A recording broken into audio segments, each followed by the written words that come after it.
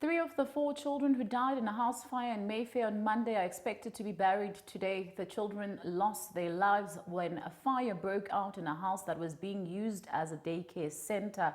The ordeal has left approximately 72 people homeless, many of whom are believed to be nationals from Zimbabwe and Malawi. The family of the fourth child has not yet decided whether to bury the child in Zimbabwe or in South Africa. Zizobekwa endlini yazo yokugcina izingane ezintathu kwezine ezidlule emhlabeni izolo ngenkathi kuqubuka umlilo endlini ebezigadelwa kuyo eMayfair. Lo mlilo kubikwa ukuthi uqubuke kwisifudumezi nothole izingane zizodwa njengoba kubikwa ukuthi ozigadayo bezikhiyele ngaphakathi wahamba. Owesifazane ohlala kwelinye lamagumbi uthi omama abasebenzayo bavamile ukushiya izingane bese bamkhokhele lo sisi ozigadayo. I stay in this house for 2 years now.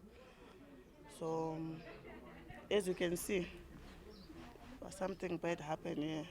Our house is burning, and the 4 children, they die in this same place.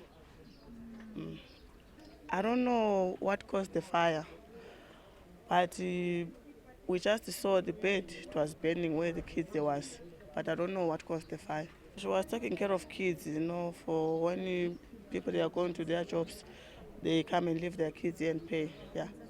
Inhlangano yezenhlalakahle eFortsburg Muslim Youth Organization izinikelele ekuthwaleni zonke izinhlelo zomngcwabo. So this is how devastating the fire was, and then behind me is also the appalling condition that actually these members who were dwelling here, mainly migrant from Malawi and Zimbabwe, were. Just another quick update that the burial of 3 of the children will be undertaken today, and it will be undertaken by a group called Fortsburg Muslim Youth Organization, FMYO, at no cost.